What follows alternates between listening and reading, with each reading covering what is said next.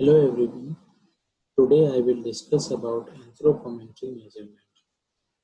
First we will start with definition of anthropometry measurement.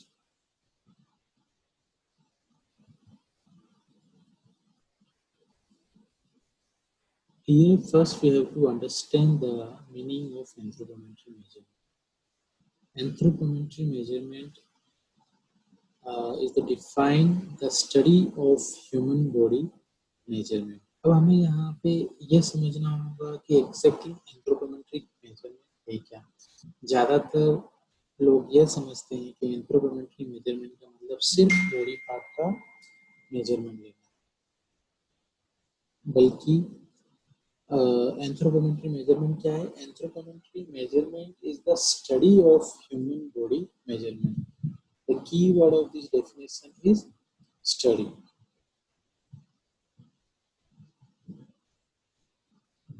But we generally neglect this word, and what we understand anthropometry measurement is the only measurement of human body part. But anthropometry measurement is what?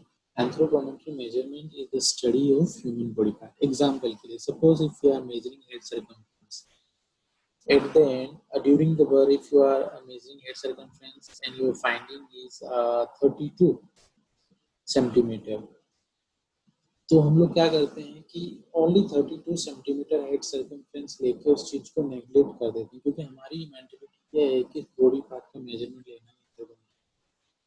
But what is the most important thing in anthropometric measurement? After the measurement we have to reach to the conclusion. हमें conclusion पे पहुंचना है कि after taking the measurement जो हमारा measurement आया, according to the measurement जो baby है वो नॉर्मल है या एबनॉर्मलिटी है. अगर एबनॉर्मलिटी है तो कौन सी एबनॉर्मलिटी है.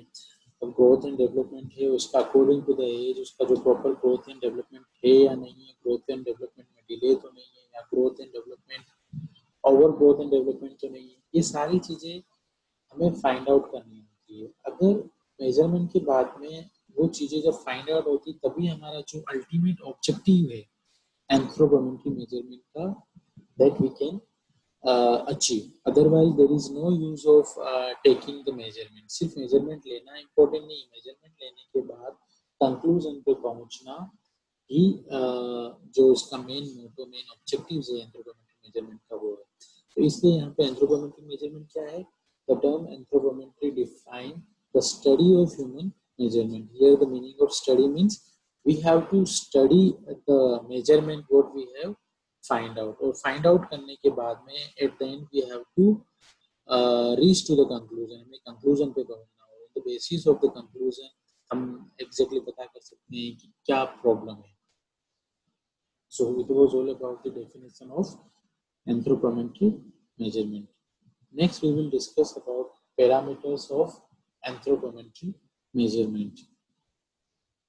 The parameters of anthropometry measurement, it include weight, height, mid upper arm circumference, head circumference, chest circumference.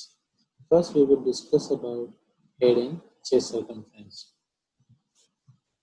So first we will see how to measure head circumference. First we have to understand what is the head circumference. Head circumference is determined by measuring the greatest occipitofrontal circumference, and that is from the occipital prominence to the frontal prominence. Whenever we measure head circumference, that time we have to consider that head circumference should be taken with measuring tape, and that tape should not be cannot stretch. उससे क्या होगा कि जो exactly जो हमारा head circumference है, that we can not find out. So how we can measure the head circumference? First we have to wrap the tape around the widest possible circumference, from the most prominent part of the forehead to the widest part of the back of the head, in back of the head. और उसके बाद में जो हमारा measurement होगा, and that measurement will be a head circumference. The next important part of the head circumference is we have to know what is the normal head circumference and what is the abnormal head circumference. And for this table is very important for understanding about the normal head circumference and the growth of normal head circumference. जैसा कि आप देख सकते हैं यहाँ पे at birth जो normal head circumference होता है वो होगा 33 to 36 सेंटीमीटर। अब आपको यहाँ पे ये पता होना बहुत जरूरी है कि नॉर्मल हेड सर्कमफ्रेंस की रेंज क्या है। Suppose after taking the measurement, if you are getting the reading of the measurement is 27 or 28, और जब तक आपको यह नहीं पता है कि what is the normal range of head circumference, you cannot predict about the abnormalities of the baby. तो abnormality को find out करने के लिए you should know about the normal range of head circumference। और after birth जो उसका normal head circumference है, normal head circumference पता होने के बाद में आपको ये भी पता होना चाहिए कि जो हेड सर्कमफ्रेंस की जो रेंज है उस रेंज के अंदर या जो हेड सर्कमफ्रेंस की जो रीडिंग है उस रीडिंग के अंदर नॉर्मल ग्रोथ कैसी होती है। सपोज एक बेबी है, उस बेबी की ड्यूरिंग द बर्थ आपने जब उसका हेड सर्कमफ्रेंस चेक किया तो it was around 34 centimetre and after 6 month it was 39 centimetre. Okay, तो during birth it was 34 and after 6 month it was 39। तो यहाँ पे जो 6 मंथ में जो ग्रोथ हुआ है बेबी का हेड सर्कमफ्रेंस में वो दैट इज ओनली 9 सेंटीमीटर है, 34 से 39। तो 9 सेंटीमीटर आफ्टर 6 मंथ उसकी ग्रोथ है, तो वो क्या ग्रोथ उसकी नॉर्मल ग्रोथ है या एबनॉर्मल ग्रोथ है, या नॉर्मल से ज्यादा है या नॉर्मल से कम है, ये आपको पता होना जरूरी है। तो उसके लिए आपको ये जो कुछ रूल्स हैं that you have to know. जो नॉर्मल ग्रोथ होती है from 0 to 3 months, from 0 to 3 month it will be 2 centimeter a month। means suppose at birth it was around 34 centimeter, means after 1 month there should be 2 centimeter का growth, वहाँ पे 2 centimetre का growth at least होना चाहिए। तो 34 से तो हमारे जो एक्सपेक्टेड नॉर्मल हेड सर्कमफ्रेंस होगी वो क्या होगी 34 प्लस, क्योंकि 34 यहाँ पे क्या है, सपोज हम कंसिडर कर रहे हैं कि जो हमने एट बर्थ मेजर किया है that time it was the head circumference was 34। तो यहाँ पे हम 34 एक कैलकुलेशन लेके चल रहे हैं, तो 34 है तो after 1 month it should be around 36, then after 2 months it should be around 38 and after 3 months it should be around 40। and the next rule is from 4 months to 6 months the growth of head circumference should be around 1 centimeter a month। means after 4 months it will be around 40 plus 1 41, then after 5 months plus 1 42 and after 6 months around 43। तो जो हमारा expected जो growth है of the head circumference it should be around 43 centimetre. जब हमने find out किया वो क्या है 39। मींस जो आइडियली उसका ग्रोथ होना चाहिए था वो टिल 43 सेंटीमीटर तक होना चाहिए था, बट जो एक्चुअल में जो बेबी का ग्रोथ हुआ है वो कितना है 39। मींस 4 सेंटीमीटर का जो ग्रोथ है बेबी का वो क्या है कम है। तो यहाँ पे हम क्या इंडिकेट कर सकते हैं कि जो बेबी की जो ग्रोथ है हेड सर्कमफ्रेंस की ग्रोथ है वो less than expected growth of head circumference है। इट मींस कहीं ना कहीं बेबी के ग्रोथ एंड डेवलपमेंट में कुछ प्रॉब्लम है। ओके, ये चीज को हम यहाँ पे क्या कर सकते हैं आइडेंटिफाई कर सकते हैं। Then the next rule is 6 to 12 months the growth of the head circumference will be around 1.5 centimeter a month। means 6 महीने के बाद में जो बेबी की ग्रोथ होती है वो मंथली बेसिस के हिसाब से आप देखें तो 0.5 सेंटीमीटर की ग्रोथ होती है। तो मीन्स टिल 1 ईयर जो बेबी का ग्रोथ हो जाएगा, जो हमने कैलकुलेशन एग्जांपल लिया है 34 अगर हम कंसीडर करें बेबी का बर्थ के टाइम पे हेड सर्कमफ्रेंस, तो आफ्टर 1 ईयर वो कितना होगा 40, देन 43 प्लस 3 46 सेंटीमीटर, और 1 to 2 ईयर्स में जो बेबी का ग्रोथ होता है वो 2 सेंटीमीटर ईयर। मीन्स 43 प्लस 3 46, तो अराउंड 48। तो बेबी की जब एज 2 ईयर्स तक की हो जाएगी, 2 ईयर्स तक का बेबी का जो हेड सर्कमफ्रेंस होना चाहिए वो होना चाहिए 48 सेंटीमीटर। अगर सपोज ये बेबी का head circumference during birth was 34. Okay, तो हम एक कैलकुलेशन लेके हमने देखा तो कितना ग्रोथ होना चाहिए। तो आपको इस बेसिस पे पता होना चाहिए कि बेबी की जो ग्रोथ है वो नॉर्मल है या एबनॉर्मल। अगर आपको एबनॉर्मलिटी के बारे में नहीं, नॉर्मल रेंज के बारे में नहीं पता, तो you can not predict about the abnormality. So it is very important to know the normal range of head circumference during birth and the rules of normal growth of head circumference. So it was all about the head circumference. Next, we will discuss about chest circumference. First, you have to understand what is the chest circumference. Chest circumference is the circumference at the fullest part of the chest region or breast region. जो chest region और breast region होता है उस fullest part, ऐसा नहीं कि आपने inhale किया है और inhale करने के टाइम पे आप head circumference दे रहे हो। तो जो fullest part होता है chest का, उसका जो अराउंड द निप्पल जो सर्कमफ्रेंस होती है उस सर्कमफ्रेंस को हम चेस्ट सर्कमफ्रेंस करते हैं। एट बर्थ चेस्ट जो नॉर्मल रेंज है एट बर्थ चेस्ट सर्कमफ्रेंस की वो 30 to 33 सेंटीमीटर होता है। और जैसा कि मैंने आपको हेड सर्कमफ्रेंस में बताया जो नॉर्मल रेंज होती है 33 to 36 सेंटीमीटर होता है। अब here you have to know one thing, the difference between chest circumference and head circumference in newborn baby. A newborn head is usually 2 centimeter larger than chest size. तो जो baby का जो chest circumference होती है वो head circumference से 2 centimetre कम होती है। मतलब जो हेड सर्कमफ्रेंस हो गया उसकी जो साइज होगी वो जनरली अगर कंसीडर की जाए तो 2 सेंटीमीटर ज्यादा होती है हेड सर्कमफ्रेंस से। or between the 6 to 12 months, 6 to 2 years, the chest circumference and head circumference दोनों की जो साइज होगी वो इक्वल होती है। and after the 2 years the size will become larger, the size of the chest circumference will become larger than head circumference.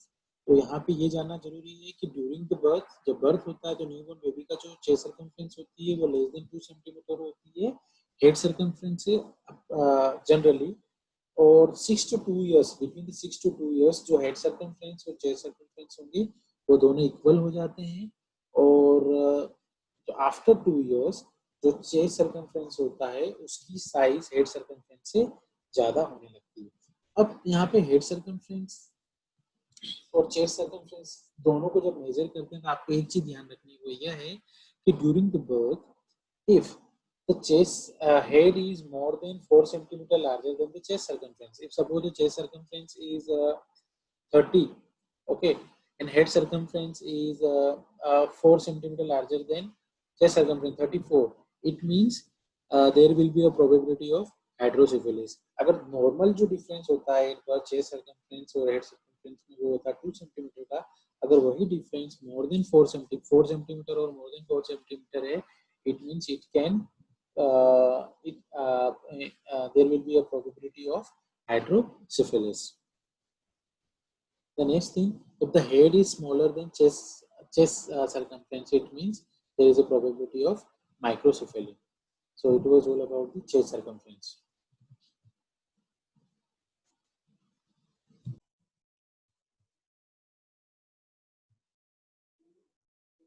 Next, we will discuss about mid-upper arm circumference.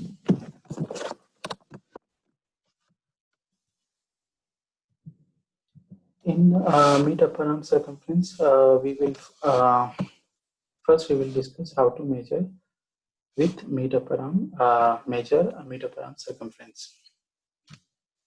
For measuring mid-upper arm circumference, you have to follow some steps.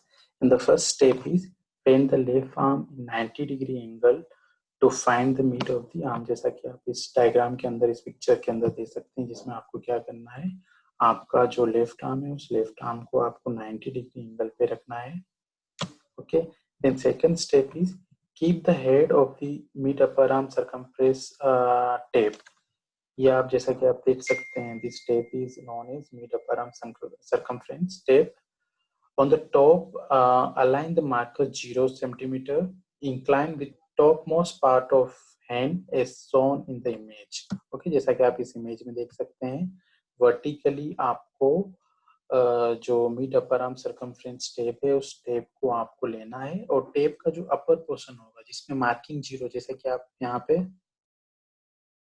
पे 2 arrow देख सकते हैं, ये 2 arrow को हम marking 0 consider करते हैं।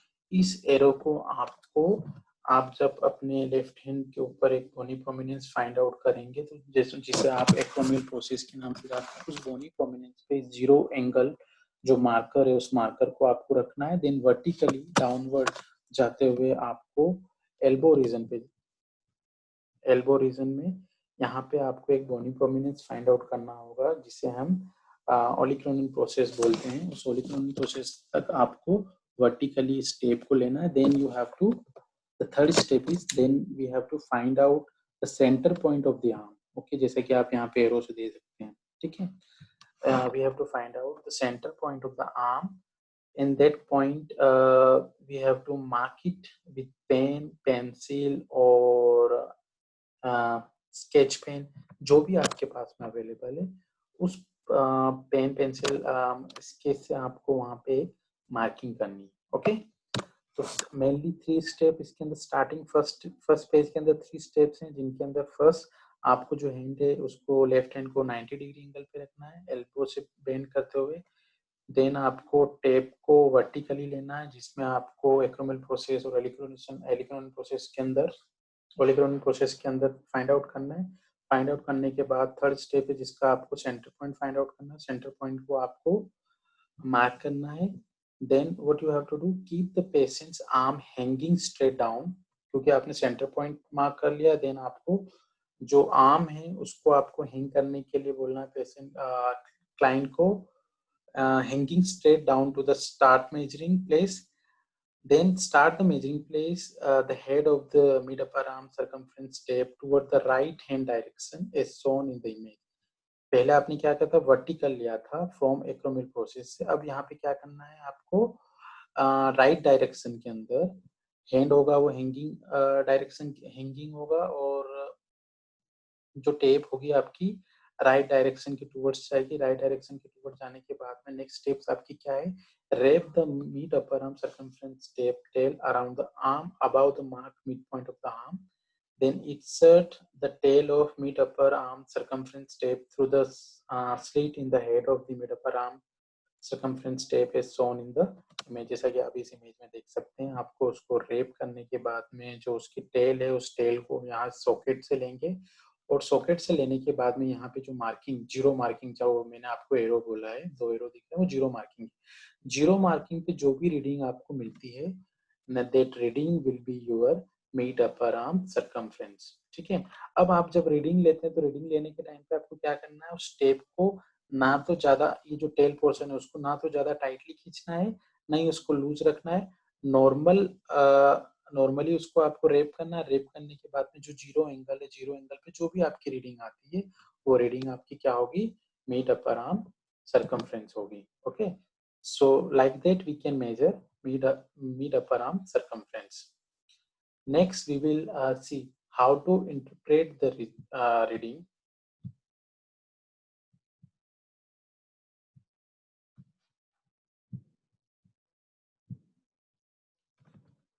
For interpretation, we have to follow this table. If the mid upper arm circumference is between 13.5 to 18 centimeter, it means the growth and development of baby is normal. Okay. If the mid upper arm circumference is less than 13.5 centimeter, it means we will consider it malnourishment. Okay. और अगर जो उसकी range 12.5 से लेके 13.4 तक आता है, it means it is a mild malnourishment. If the range is between 11 to 12.4, it means moderate malnourishment. If the range is between less than 10.9 centimeter, it means severe malnourishment. If the reading is more than 18 centimeter, it means we can consider it overnourishment. So it was all about the mid upper arm circumference. Next, we will discuss about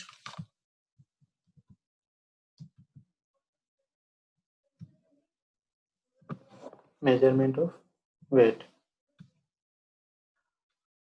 For measurement of weight, first we need the instrument, and there are many types of instrument. With the help of that we can measure the weight, जिसमें कि आप इस diagram में देख सकते हैं, इसे tubular Salter बोलते हैं या फिर स्प्रिंग बैलेंस भी बोलते हैं.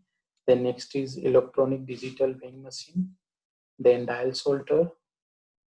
Okay, so with the help of these all we can measure the body weight.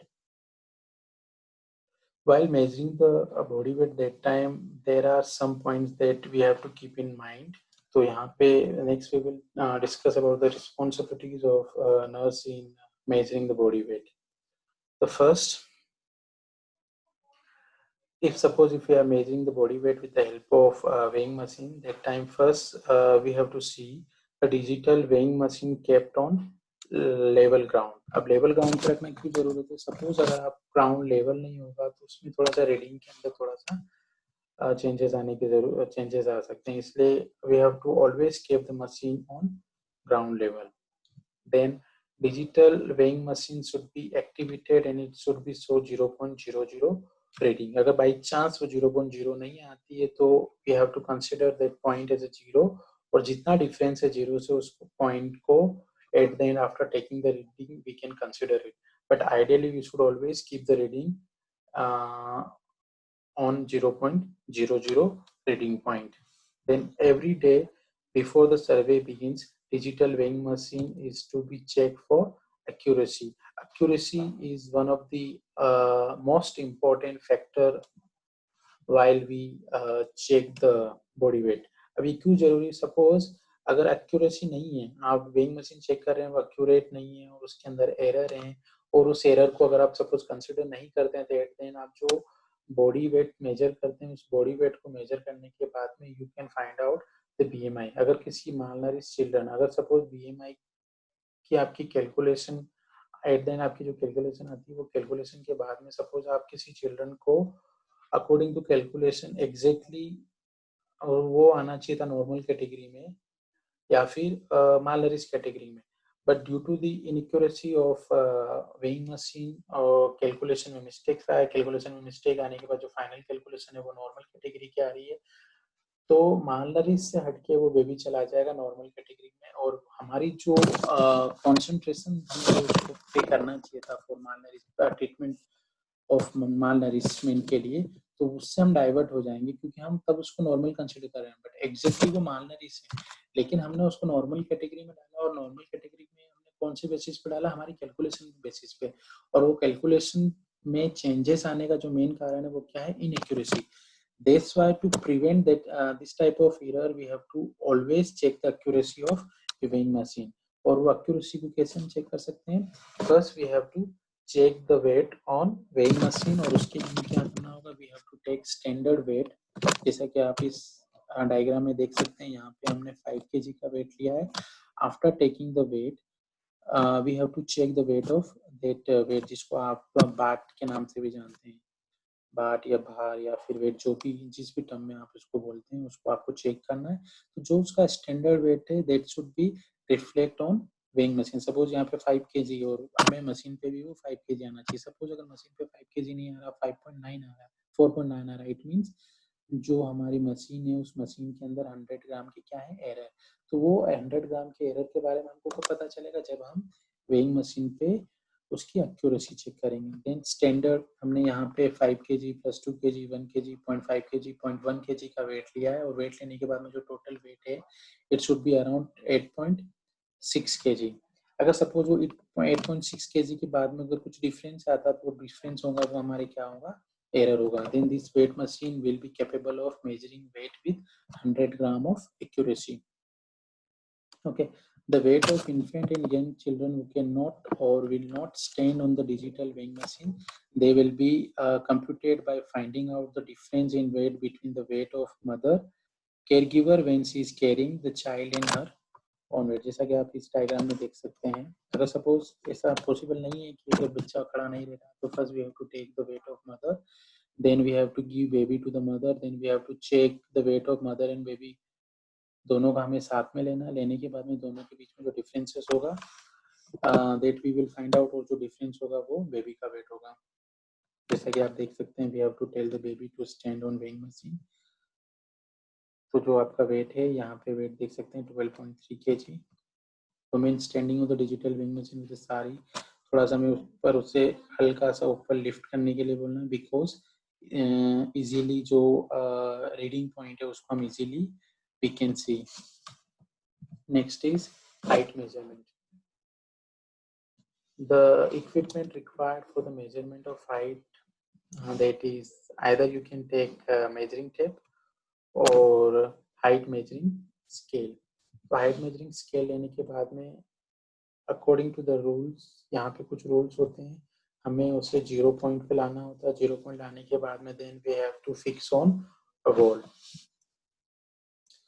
और फॉर इन्फेंट चिल्ड्रन के लिए there is one instrument, it is called infantometer. With the help of this instrument we can measure the height of infant children.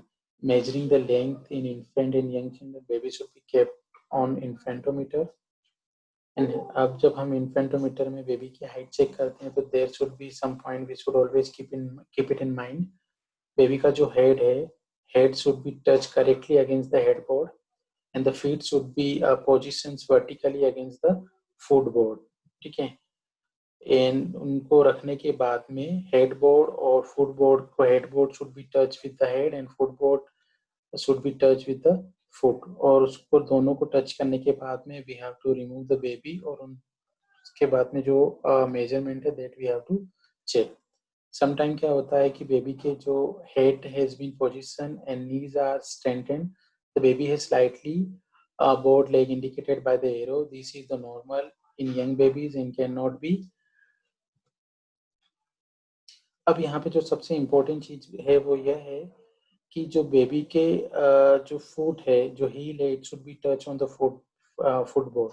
अगर वो touch नहीं होगी तो जो space होगा हील और फुटबोर्ड के बीच में, वो आपका एरर होता है। तो मीन्स एट द एंड जितना स्पेस यहाँ पे उतना आपका एरर आएगा। तो हमेशा ये चीज ध्यान रखना चाहिए कि बेबी के जो कम्प्लीटली फुट हैं, जो फिंगर से लेके जो हिल पोर्शन तक है, जितने भी पार्ट है फुट का, वो सभी, वो सारे पार्ट आपके फुटबोर्ड पे टच होने चाहिए। जैसा कि मैंने आपको बताया था, हेड पार्ट, हेड को हेड बोर्ड से और फुट को फुटबोर्ड से टच करने के बाद में एट द एंड आप बेबी की जो लेंथ है उस लेंथ को यहाँ पे आप रिकॉर्ड कर सकते हैं। जैसे कि आप देख सकते हैं यहाँ पे 60.5 और देन 3 60.8 यहाँ पे रिफ्लेक्ट हो रहा है, तो 16.8 है वो आपकी बेबी की लेंथ होगी। The measuring the height in children and adult, उसके लिए यहाँ पे there should be some point you should always keep it in your mind. First, child should be stand straight, और यहाँ पे जो सबसे important part है, कौन कौन से ऐसे body part होते हैं that should be touched with the wall. It include heels, knees, buttock, back, shoulder, back of the head should be touched the wall. जब हम वेट चेक करते हैं that time we should tell the adult or children to look straight। और जब head पे वो height measuring scale का board वो टच हो जाता है, then we will tell the children और एडल्ट, उन्हें हम बोलेंगे कि वहां से हटने के लिए बोलेंगे। Then we will measure the reading of length. After taking the height and weight we will calculate BMI. The formula for BMI calculation is weight in kg divided by height in meter square. After taking the weight and height, we will check the BMI, और BMI calculation करने के बाद में according to the WHO guideline we will consider whether baby is underweight or overweight, obese, कौन सी category में baby है। If the BMI is between 18.5 to 22.9, then we will consider that baby is normal. If the BMI is less than 18.5, that time we will consider it malnourishment. Or if the BMI is more than 22.9, it means baby is overweight. तो यहाँ पे आप लिख सकते हैं if the BMI less than 16, it means severe underweight.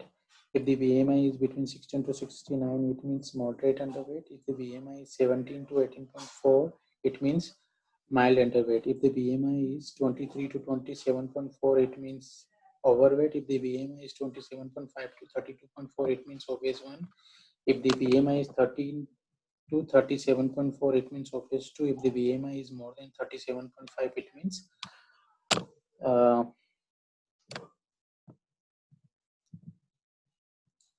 it means obese 3 category. So today we discuss about anthropometric measurement. In this video we discuss about measuring of height, measuring of weight, measuring of head circumference, measuring of chest circumference, and measurement of mid upper arm circumference. So it was all about the anthropometric measurement. Thank you so much.